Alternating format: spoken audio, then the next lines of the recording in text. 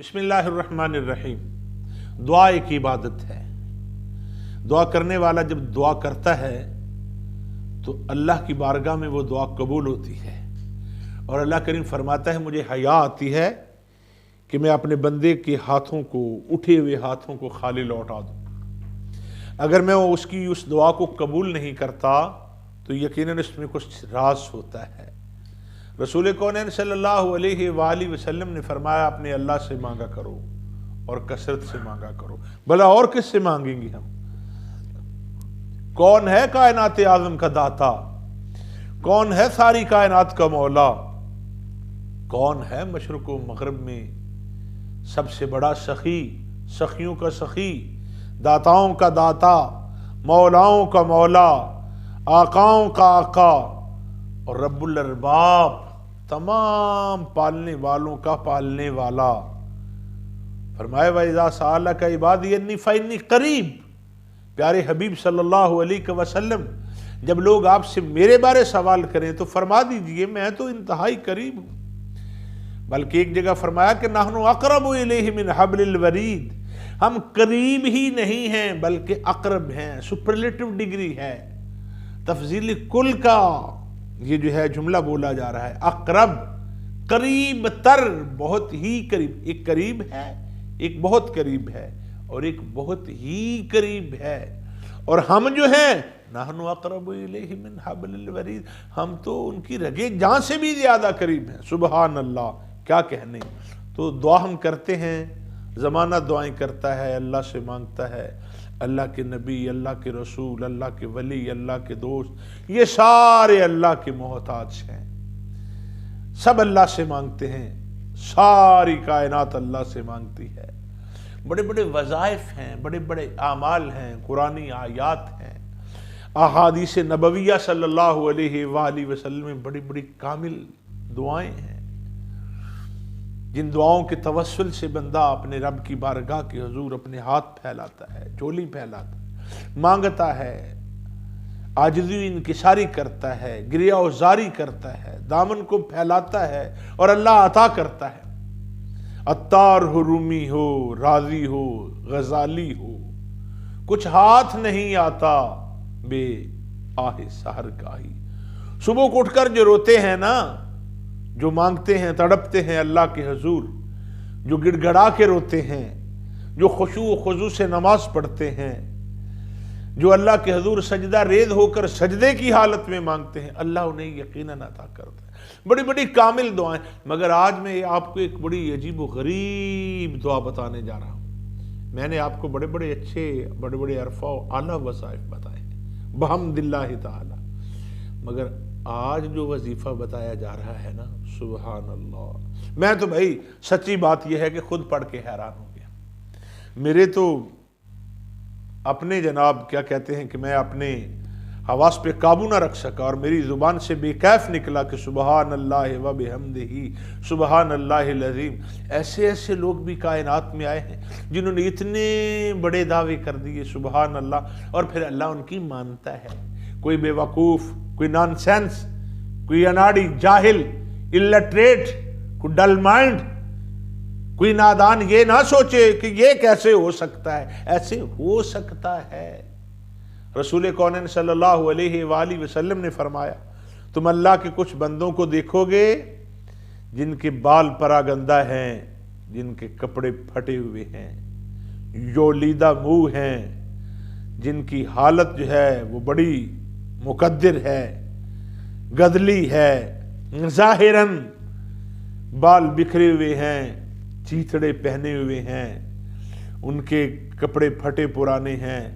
فرمایا اللہ کی عزت کی قسم، اگر وہ کوئی کام اللہ سے کروانے کے لیے قسم کھا لیں تو اللہ ان کا مان رکھتا ہے، اللہ ان کی دعاؤں کو قبول فرماتا ہے۔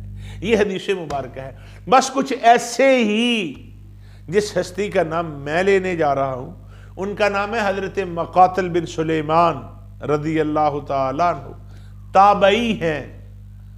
تابعی اس خوش نصیب کو کہتے ہیں جس نے صحابی کو دیکھا ہو حالت ایمان میں، اس کا زمانہ پایا ہو، زیارت کی ہو، اس سے سماع کیا ہو۔ تو آپ حضرت مقاتل بن سلیمان یہ تابعی ہیں رضی اللہ تعالیٰ عنہ، غالباً 150 ہجری میں ان کا انتقال ہوا ہے۔ یہ ایک بڑی عظیم دعا حضرت علی اوسط رضی اللہ تعالی عنہ سے روایت کرتے ہیں۔ اب آپ پوچھیں گے علی اوسط کون ہے؟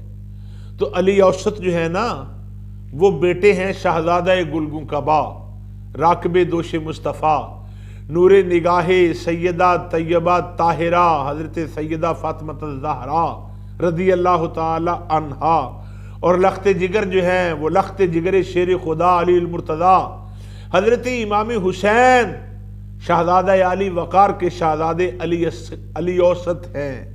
زمانہ انہیں زین العابدین کے نام سے یاد کرتا ہے، عابدوں کی زینت، عابدوں کا حسن۔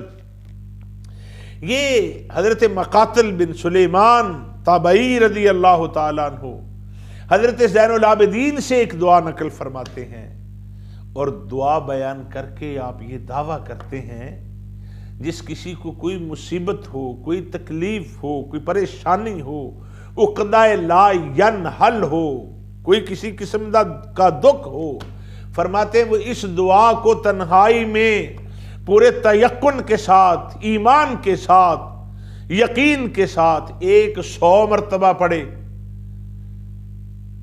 تو پھر بلا آپ نے کیا فرمایا بتا دوں حضرت مقاتل نے کیا کہا؟ فرمایا اسے 100 مرتبہ اس دعا کو پڑھے، اور پڑھنے کے بعد اگر اس کا کام نہ ہو تو وہ مجھ پر لعنت کرے، معاذ اللہ۔ حضرت مقاتل رضی اللہ تعالیٰ عنہ مقاتل بن سلیمان تابعی فرماتے ہیں یہ دعا پڑھنے والے کا اگر کام نہ ہو تو وہ مقاتل پہ لعنت کرے، معاذ اللہ۔ کبھی ہو سکتا ہے ہمارے زبان پہ کبھی ایسا لفظ آئے، مگر یہ انہوں نے اس لیے فرمایا اس عمل کی عظمت کے حوالے سے کہ یہ ایسی دعا ہے جسے اللہ کریم اپنے فضل سے بہرحال اپنے بندے سے قبول فرما لیتا ہے۔ تو وہ دعا کیا ہے میں آپ کو بتانے جا رہا ہوں۔ وہ دعا کون سی ہے، اس دعا وہ کیسے پڑھی جائے گی؟ حضرت مقاتل رضی اللہ تعالیٰ عنہ نے جو دعا بیان فرمائی ہے وہ کون سی دعا ہے میں آپ کو بتاتا ہوں، آپ توجہ سے سنیے، یاد کر لیجئے، لکھ لیجئے۔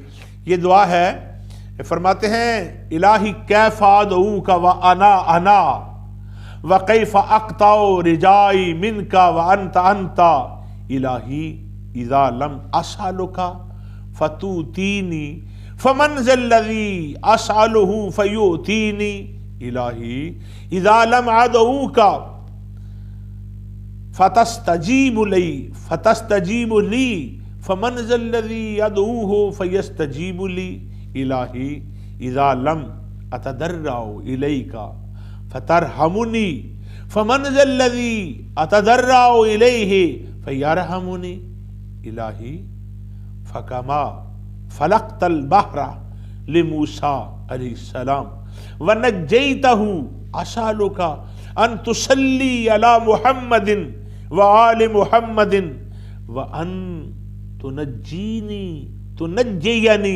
مما انا فیہ وتفرج عنی فرجا عاجلا غیر عاجل بفضلک وبرحمتک یا ارحم الراحمین۔ یہ وہ دعا ہے جو حضرت مقاتل رضی اللہ تعالی عنہ نے اسے حضرت سیدنا زین العابدین رضی اللہ تعالی عنہ سے سن کر آگے روایت فرمایا، اور اسے بہت بڑے شیخ قفامی نے اپنی کتاب بلد الامین میں تحریر کیا، اور دوسری کتاب مفاتیح الجنان میں تحریر فرمایا ہے۔